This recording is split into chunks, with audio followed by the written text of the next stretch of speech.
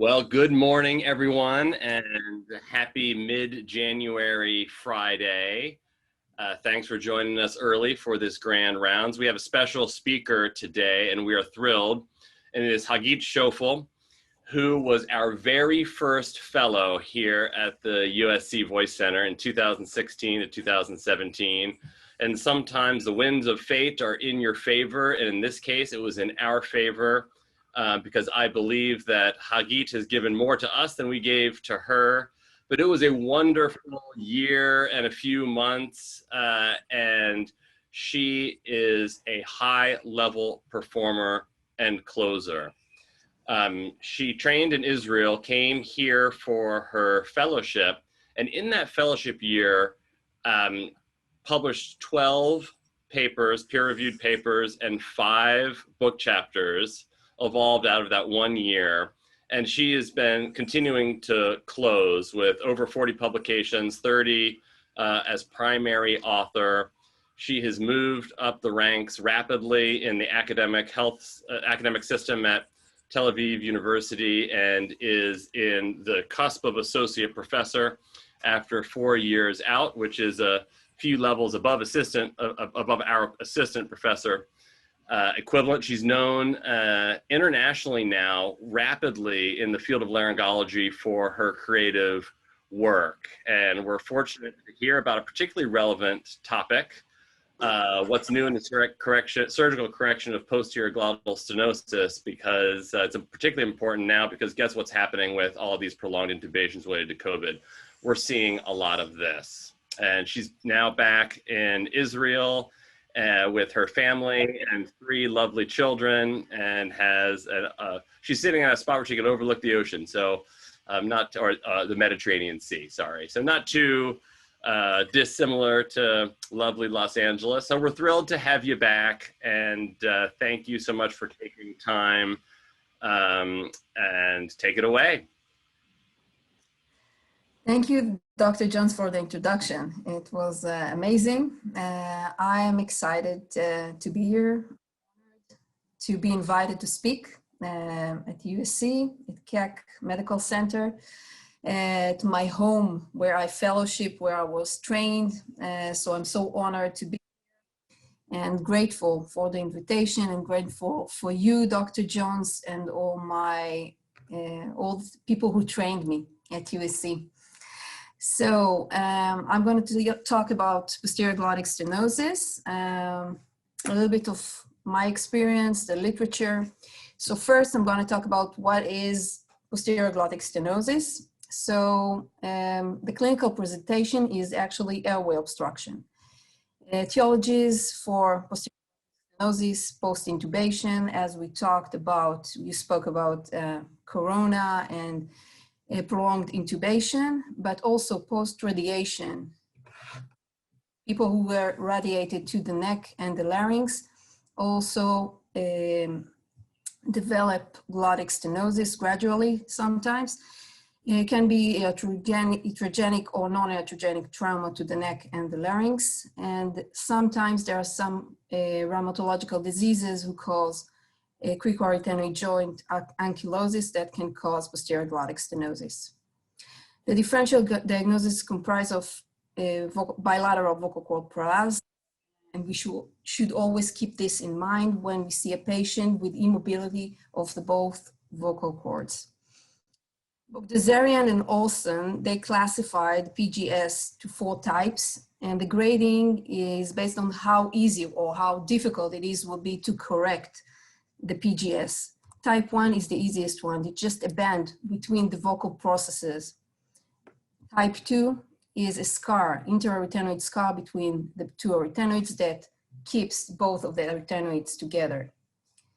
When we come to grade 3, type 3 is the more challenging PGS to correct, because one arytenoid joint is also fixed.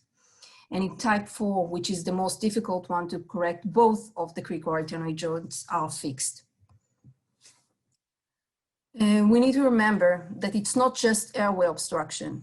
The glottis is the principal sphincter of the airway. So when the patient while the patient often present with airway obstruction, the glottis also loses its dynamic property. It's fixed and closed, so it cannot open. If we open the glottis, correction for opening the glottis and providing airway can risk the patient with voice impairment and aspiration. And this is something very important to understand, and it's important that we will discuss this with the patient. When we have a patient who has this airway obstruction at the level of the glottis, we also need to explain the patient that there is a balance between airway and voice impairment and aspiration. If we will improve the airway, his voice or her voice might be impaired and there is a risk of aspiration. So this, in my opinion, why glottic stenosis is the most challenging airway problem. We need to be a little bit creative. We need to find something that we can give the patient airway without morbidity. So one way of doing this is whenever we can restore some kind of movement in the joint, we need to do that. Restore movement whenever possible. Another way to do it is to open where the impairment will be less significant. Usually the posterior part of the glottis, if we open there will be less voice issues and less aspirations. But two main consideration we take into the correction of posterior glottic stenosis. So now after this introduction, let's talk about what we're gonna do. The first thing is to assess the PGS. We assess first in the office. In order to assess PGS in the office, we need to do good local anesthesia. We need to, if we don't anesthetize enough, we cannot examine the patient close enough, we won't have good assessment preoperatively. You can do laryngeal gargle, you can do inhalation of lidocaine or local anesthetic, whatever you do works. And then you need to do a thorough examination of the airway. When you're doing this, you need to assess first if there is any effort for movement, because you need to remember the differential diagnosis is paralysis. You need to see if there is any side that moves better than the other. You need to look beyond the vocal fold level to see if there is any other airway obstruction. Post-intubation patient may have multi-level obstructions, so we need to make sure there is not another obstruction beyond the vocal fold level. And we need to take a close look at the posterior glottis to see the scar. Sometimes we see just a band or anything else, okay? Another thing we need to take into consideration preoperatively is the need for tracheotomy. Sometimes the patient come already with a trach and it's gonna be a walk in the park, but sometimes we need to make this decision if the patient will need tracheotomy needs the tracheotomy right now or will need it because of the healing process post-operatively. When we want to go to the OR, we first need to think of how we gonna anesthetize the patient, because we need to the patient while we operate the patient. So when we have a tracheotomy, as I said, a walk in the park, we don't have a tube in the glottis, we have the tracheotomy, it's easy and we don't have a problem. And my go-to options for ventilating the patient would be jet ventilation. Another option would be spontaneous breathing. Pediatric anesthesiologists are fond of this in our institute, doing spontaneous breathing in the patients. We adopted this also in adult patients. It's very nicely done. If you are familiar with the Thrive, the transnasal humidified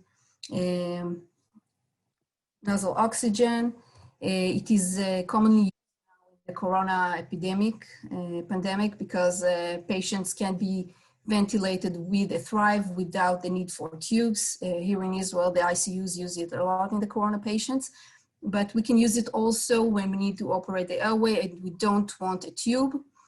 If also we want to save some time during the intubation process, we can also use this in between. And the last option, because we also always need to have plan B, is the intermittent intubation or intermittent apnea. We can put a tube, ventilate, oxygenate the patient, and then take it out. We can use a very small diameter tube, like a 4 or a 4.5. We can put it on the telescope, on the endoscope, and adjust the length of the tube. And then we can easily put it in and out whenever needed.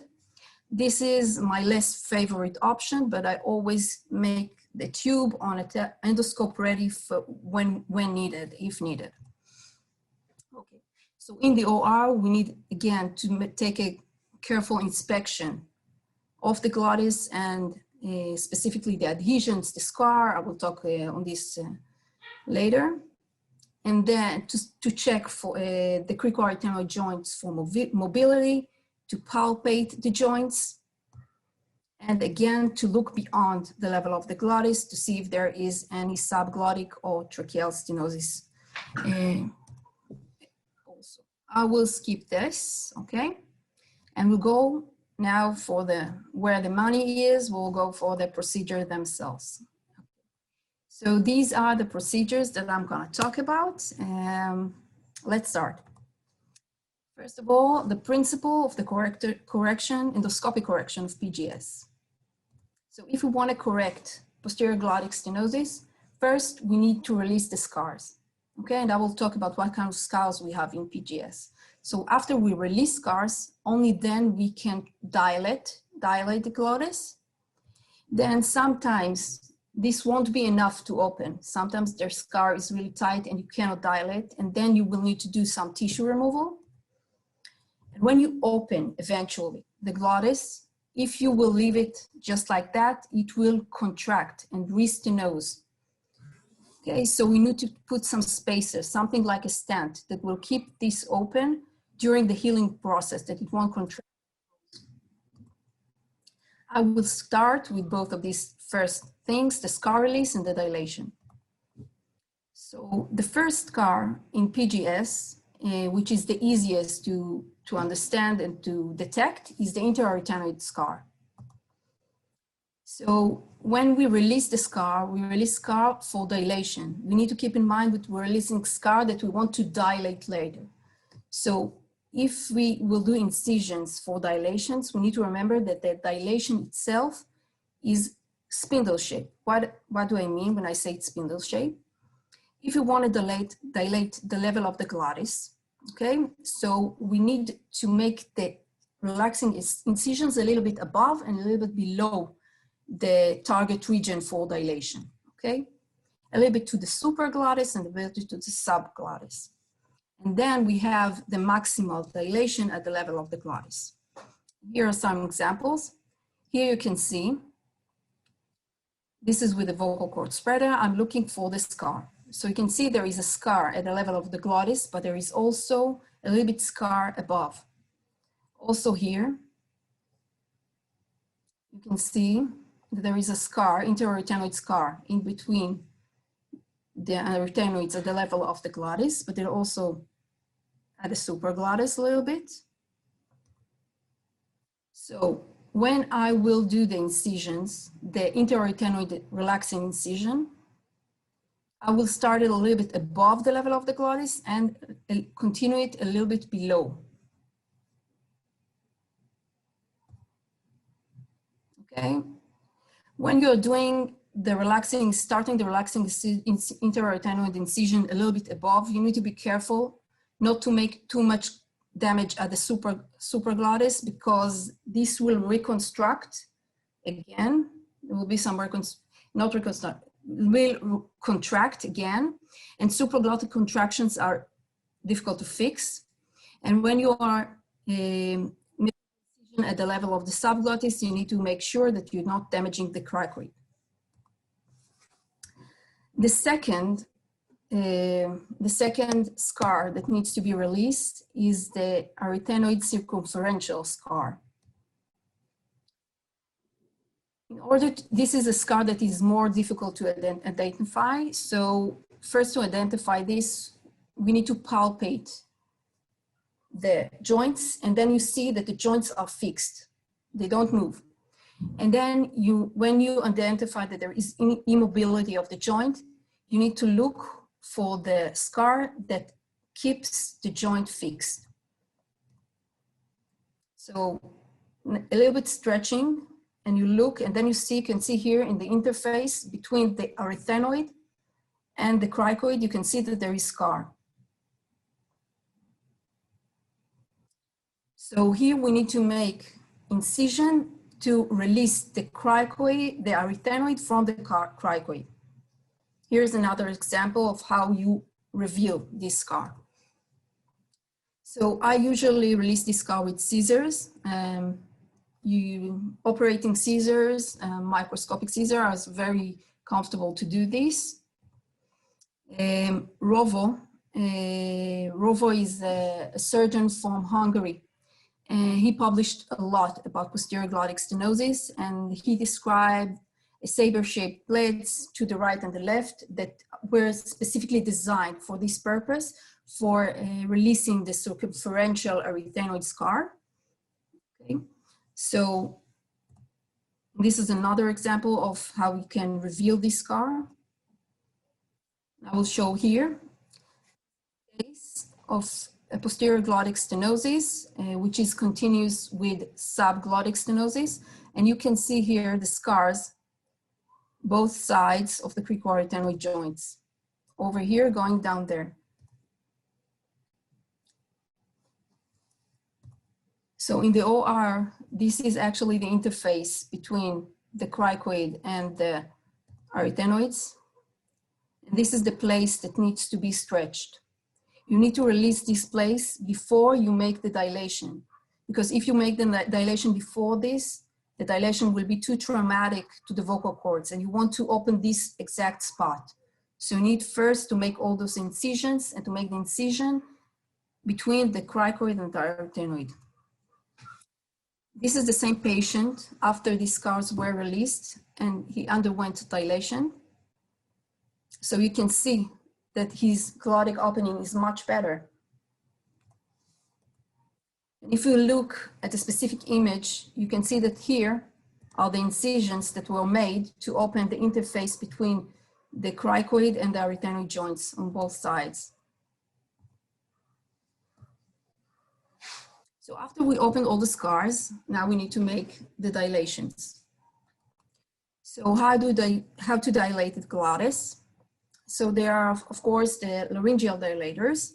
These are the metal Jackson laryngeal dilators, which are very comfortable to use. I heard people that use other kinds of dilators, like gynecology dilators for cervix, and they say that it does the same work. You can use balloon dilators. This is a work from UPMC that they did a 3D model of the glottis, and they found something amazing. They found that the glottis is not round, okay? So if it's not round, we try to dilate it with a balloon that is round, so we don't, the forces, the shear forces for dilating the glottis are not as well. It's not the same like the dilating the trachea or the subglottis.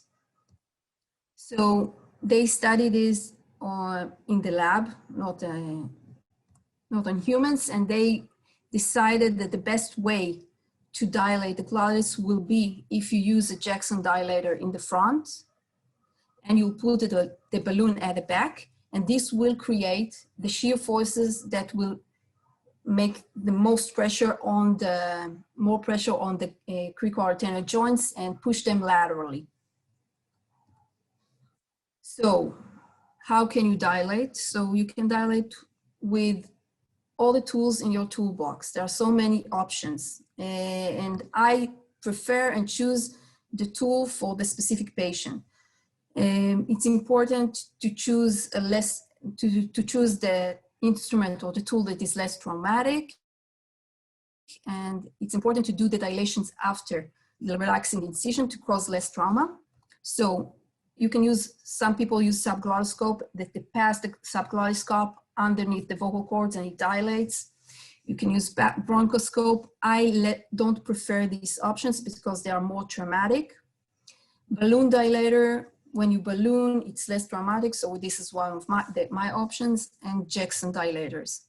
I also like vocal cord spreader because it mimics the real motion of the cricoarytenoid joints.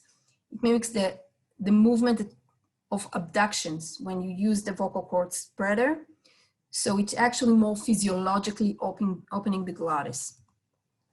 When I want to do something less dramatic, like in people with post-radiated larynx, and I don't want to injure all the region, I want to do it really gently. So I use two instruments, and with the two instruments, I push the cricoarytenoid joints laterally and stretch slowly and gradually.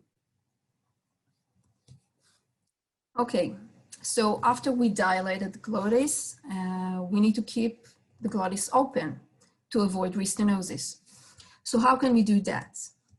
So one of the common ways suggested are mucosal flaps. So there are several mucosal flaps that were described: the trapdoor flap, vestibular flaps, and posterior flaps. The posterior flaps are actually from the postcricoid area. You can do a rotation flap, and you can do an advancement flap. The advancement posterior flap is very comfortable. You can pull it from the back in between the interarytenoid region, and then you need to do endoscopic suturing. I used to do it when just after fellowship. I had a few cases that I did this, and I found it very unrewarding. Why? First of all, endoscopic suturing is very difficult and challenging, but it can be done, it's doable. But there are two problems with those flaps. If you take a too thick flap, because you want a good flap that will hold and the sutures will hold, eventually the thick flap blocks what you already opened. So I had a few patients that I had to do a redo to thin the flap in the OR again, because it blocked the area. So I actually abandoned the posterior flaps, the mucosal flaps, and I will talk about what I'm doing now. This is from how I do it by Wendenbecker from Cleveland. Again, before you do the mucosal flaps, you need to do scar release, because if you don't open first and dilate first, there is nothing, you don't do anything. You need to open before you do you attach the flap. Okay, and this is how it looks after surgery, before and after, and not before and after, when it's abduction and adduction. Another way of keeping the glottis opened after the dilation is putting a graft or a stent. You can do it during an open procedure through a laryngeal fissure, or you can do it endoscopically. It was described also endoscopically. Usually when you use a stent, you need to have, the patient need to be cannulated for airway security. And if you want to keep something a little bit more simple, so this is another technique first described by Rovo and the group from Hungary. So what they did, which is I think very smart, after they did the scar release, they did bilateral arytenoidectomy, lateral pexy. They actually did 2 lateralization sutures with Prolane. And they removed these sutures after 4 to 8 weeks. So actually the glottis stayed open with those sutures for 1 or 2 months. So they had they described a series of 32 patients. And after they removed the sutures, again, 28 patients had improved symptoms of airway. The phonation, because they were actually aphonic with this, when the glottis was opened with bilateral sutures, the phonation was improved only in 25 of the patients, this is important and significant in my opinion, because they had many patients with severe morbidity afterwards. They have patient that was unable to be cannulated because of aspiration. Okay, I'm going to describe now how to do the lateralization sutures that were now, I showed that Rovo from Hungary described. So lateralization sutures were described in the 90s by Lichtenberger. And this is the Lichtenberger needle carrier. This is an endoscopic needle carrier that was designed specifically for these lateralization sutures. So this is how we do it. The lateralization sutures by Lichtenberger were actually described for bilateral vocal cord palsy, where the cricoarytenoid joint is mobile.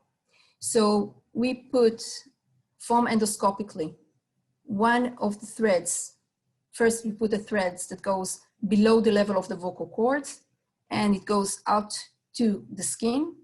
And then the other end of the thread goes above the level of the vocal cords. Then you bury the sutures. After you have both of the threads outside of the neck, you bury the sutures.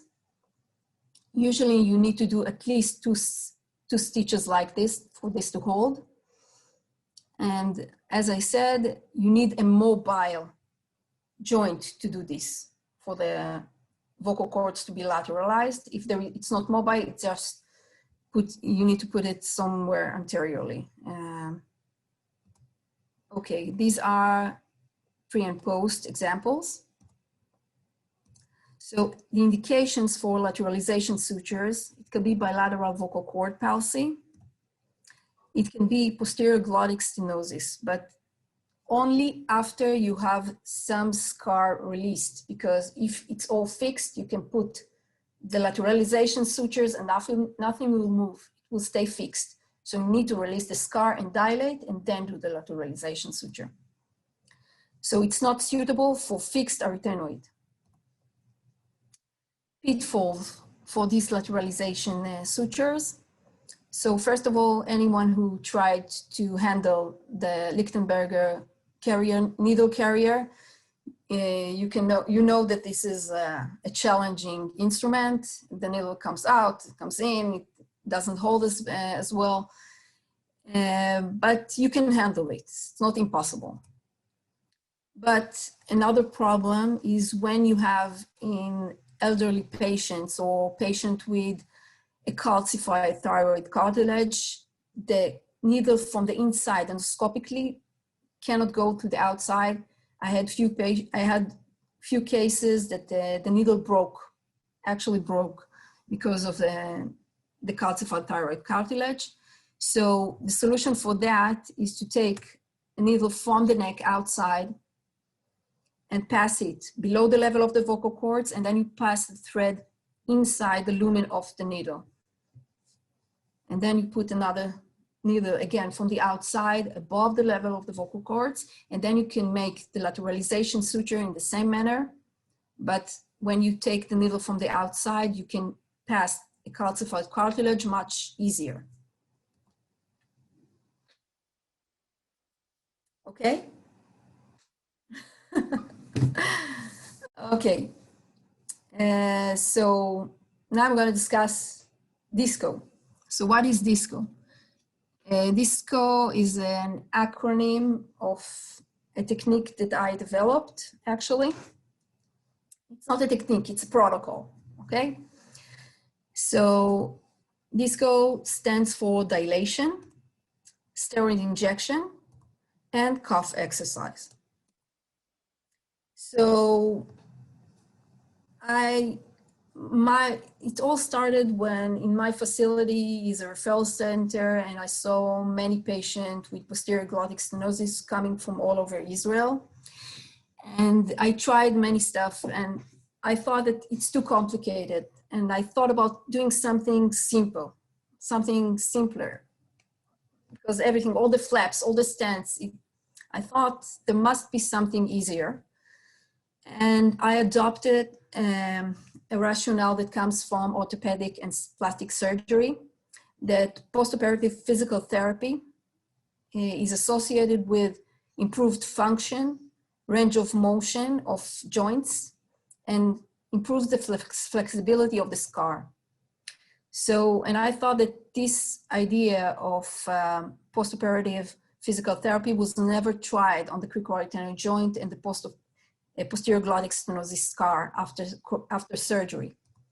So I thought about cuff as the option for physical therapy, postoperative physical therapy, because in the 4 phases of cuff, in 3 of them, there is movement of the glottis. So cuff generates the maximal glottic movement with hyperadduction and hyperabduction. And as I said, it may affect the cricoarytenoid joints and the scar between the arytenoids. And so it also can, when you do this motion all the time, it can serve as the spacer because the glottis needs to be open. And also it generates movement. So it has 2 effects. It's space, like a stent, and also movement. So the protocol is that I do the scar incisions and everything that I already talked about, and I do the dilation that we already talked about. I perform steroid injection. This is always also something that was described in the literature of PGS, and it also can be adopted from orthopedic, that they inject steroids into joints. So I inject steroids to the scar tissue, to the incision, and to the cricoarytenoid joint capsule. And after surgery, I ask the patient to cough for 5 minutes every hour that they are awake for 3 weeks post-surgery. Okay, so these are the outcomes that I have already.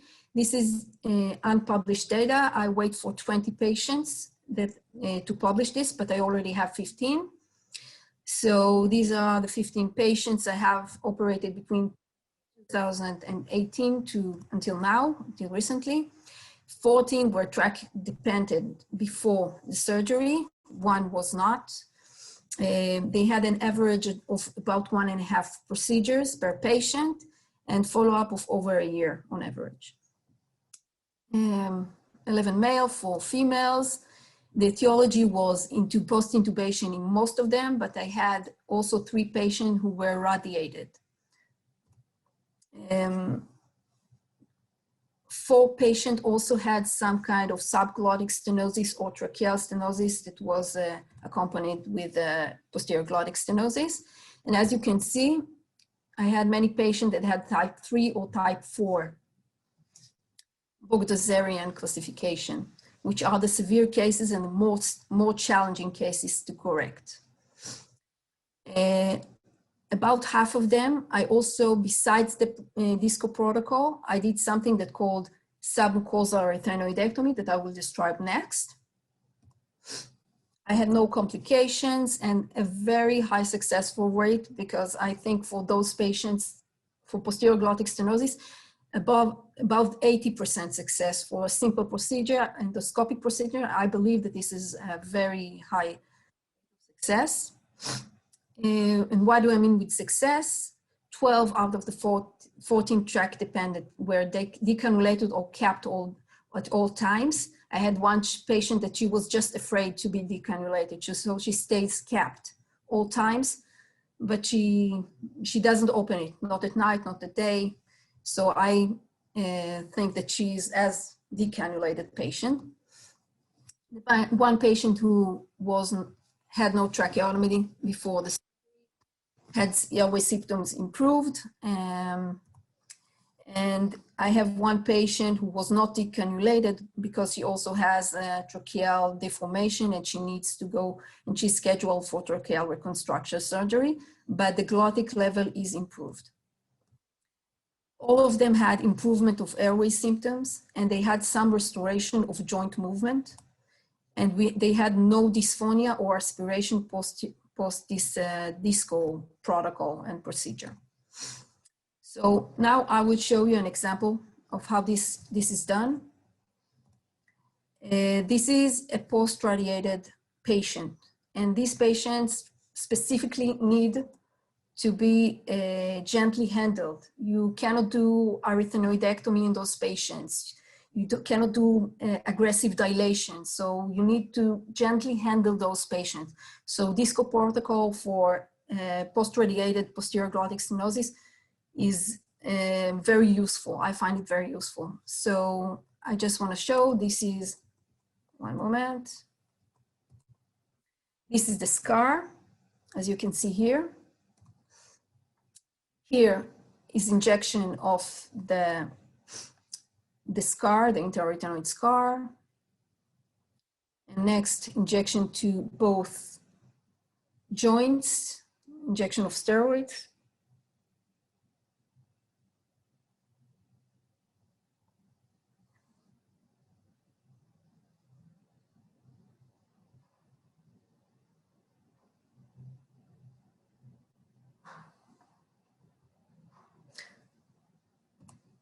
I injected the other side too.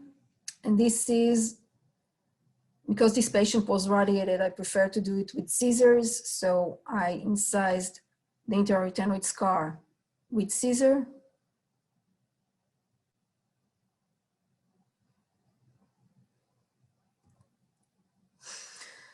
And following that, there is dilation. Here you can see how I dilate with two instruments, stretching. Again, in this specific patient, I prefer not to do dilation with aggressive instruments because it was radiated.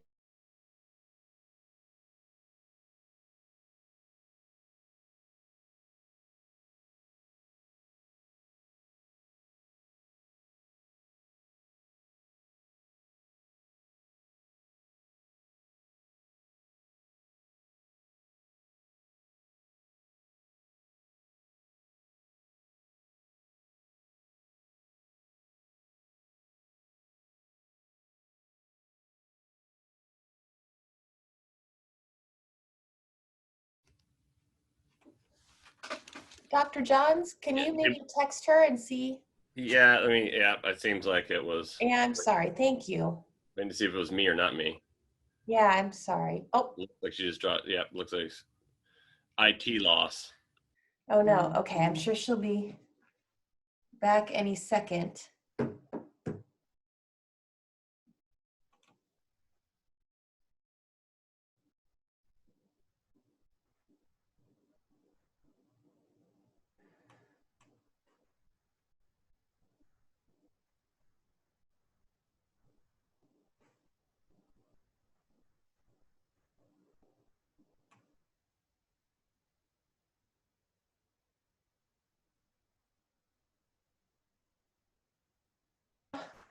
There she is. Welcome back. Hey, Yeah. my apologies. Oh no, I'm sorry that we totally understand. Thank you for getting back on so quickly. Okay, so where am I? So Okay. if you could just share your screen again, we'll be back where we were. Thank you. Wait, I'm almost there. Okay. Any questions in the meantime? Can you see? It looks like it's about to come up. It says, there we go. Perfect. Yes, thank you. One moment.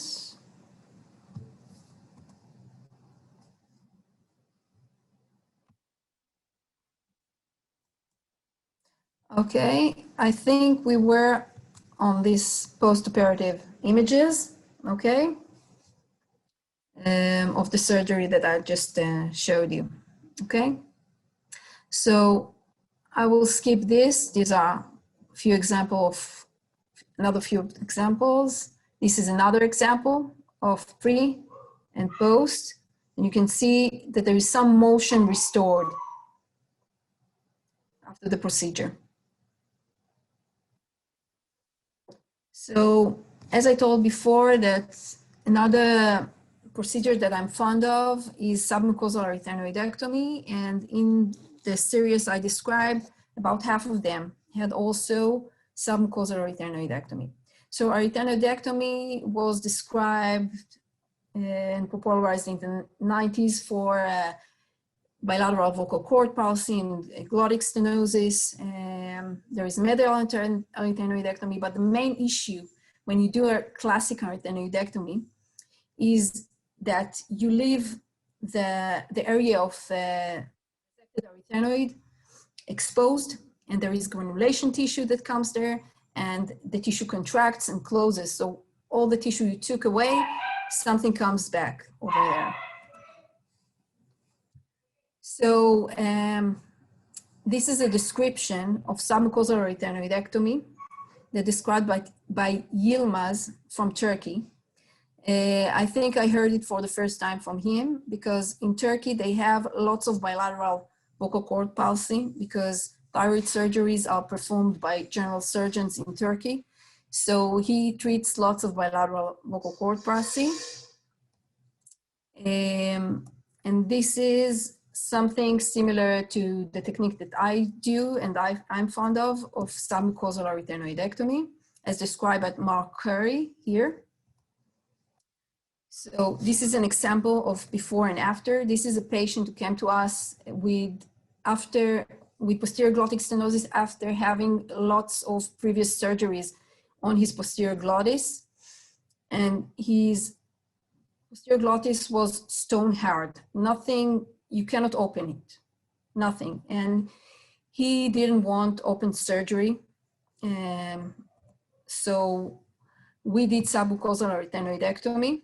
And you can see that in this option that you don't have an option to do something to space, if you cover some of the tissue that you resected, so there won't be granulation, it will keep open later. So I will just go back.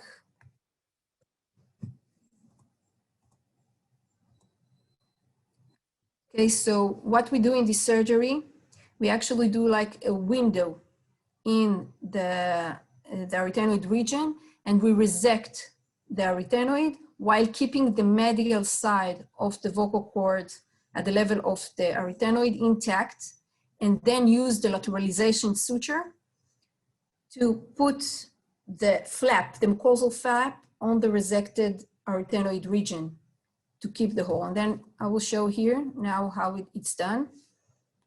So this is the patient. I'll go a little bit further. I do a window here with the laser,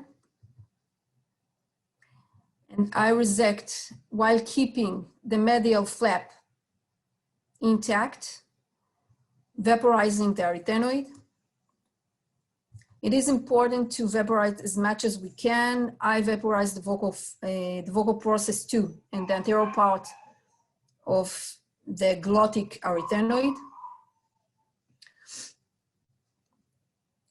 When you release the vocal process, the thyroid arytenoid muscle also contracts anteriorly. Here you can see that after the arytenoid is resected, the flaps can go laterally and open the posterior glottis. And then you put the thread for lateralization. And when you pull the suture, here there is fibrin glue, and we pull the suture and it opens. And when you have the flap over the resected arytenoid, there will be less granulation tissue, and it will keep open eventually. The pitfalls in this procedure is to keep the mucosal flap and not to injure it, because if you have holes in the mucosal flap, it will tear and you won't do the work. And you need to remove the vocal process, in my opinion, to get good results. I want to show an example. This is a lady who had actually bilateral vocal cord palsy. One was years ago from a metastasis in the lung on the left, and the second one was on the right recently. So I operated her for bilateral vocal cord palsy. But when I came to the OR, I saw that the right cricoarytenoid joint is mobile, like I would be expecting with palsy, but the left was ankylotic and didn't move. So I operated on the left, and I did submucosal arytenoidectomy on the left, and injections of steroid and and did disco protocol, I asked her to cough. So the ankylosing joint start moving after the procedure.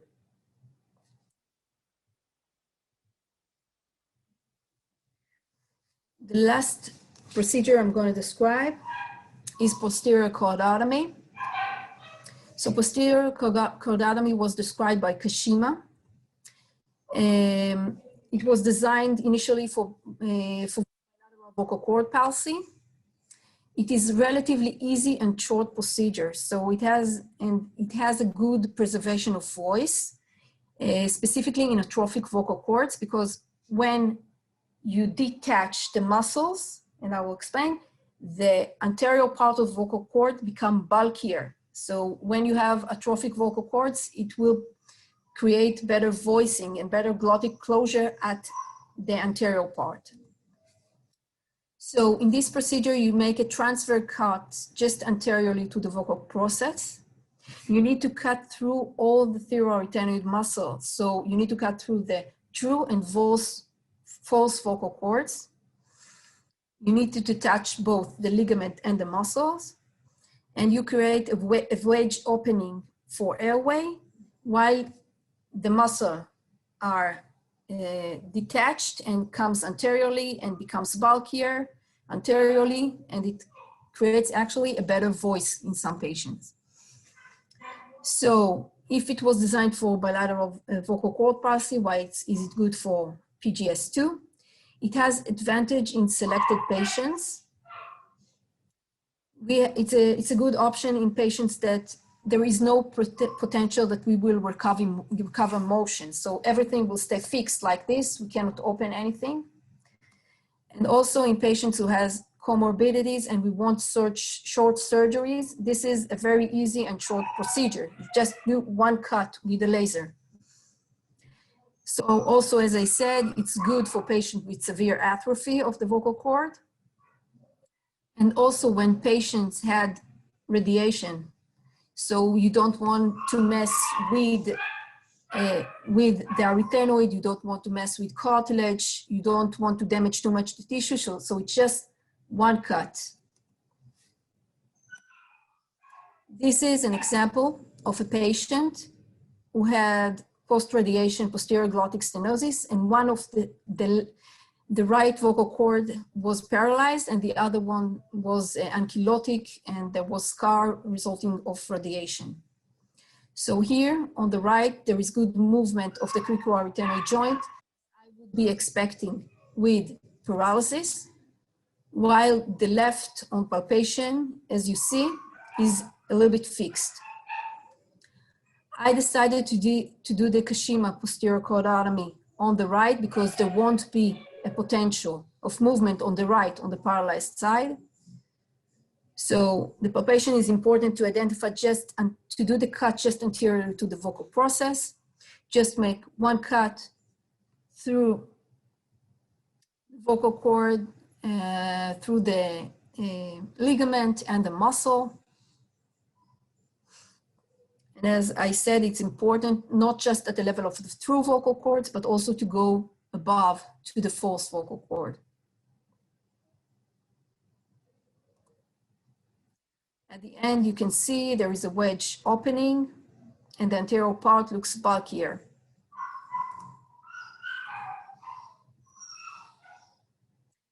After surgery, you can see that there is a little bit opening here.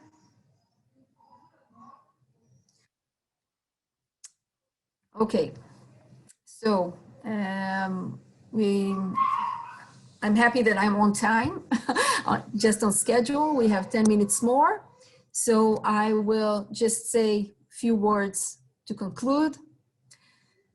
So first of all, in my experience, most of the posterior glottic patient we can fix endoscopically, but you need to get reasonable patient expectations.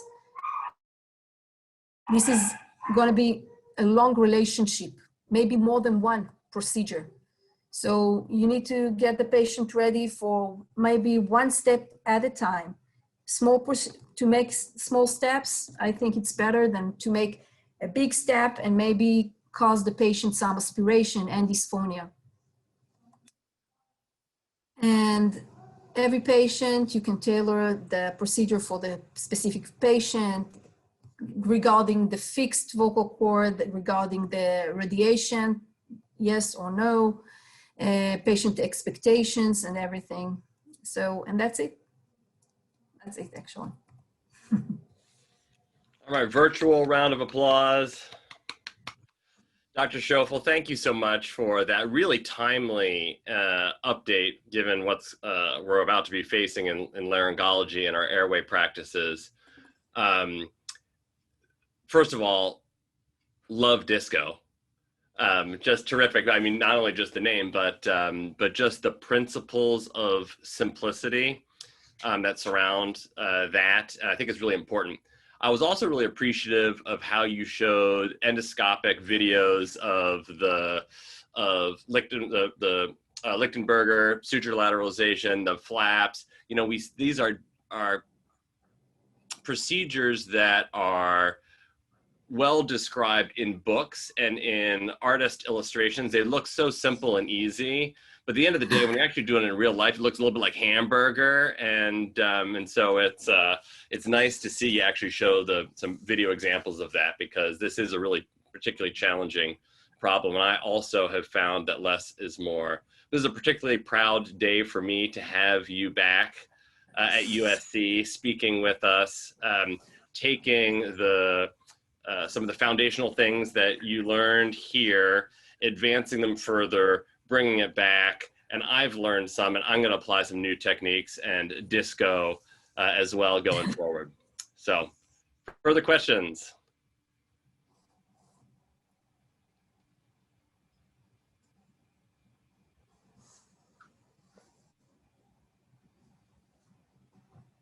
Thank you for the wonderful talk. How's the immunization or vaccination process going there in Israel? I hear it's pretty smooth. Yes, actually, I think we are a 9 million population, and I think we already have 2 million people vaccinated. We have everyone who wants to get vaccinated can be vaccinated, and the ages are dropping who is eligible for vaccination. So this week was 40 years old and above. Next week it's going to be 35 years old and above. So everyone who wants to get vaccinated, 35 and above can be vaccinated. We have, relatively to our population, it's very, like thousands, we had 100,000 of people vaccinated a day. Yeah. Wow. What, you have any idea? In Israel, it's relatively. Yeah, but why is it so much better there than here? What do you think Israel did that's so good? In Israel, we have also problems. Not everything is perfect, but in Israel, we have a good community medical system that was built. Israel is a new country relatively to the US, actually something like 70 years old. And one of the basic things in the foundation of the country is socialism. It's not socialism, but it's a little bit social. So the medical system is social. So we have community clinics and good social medical system that is working.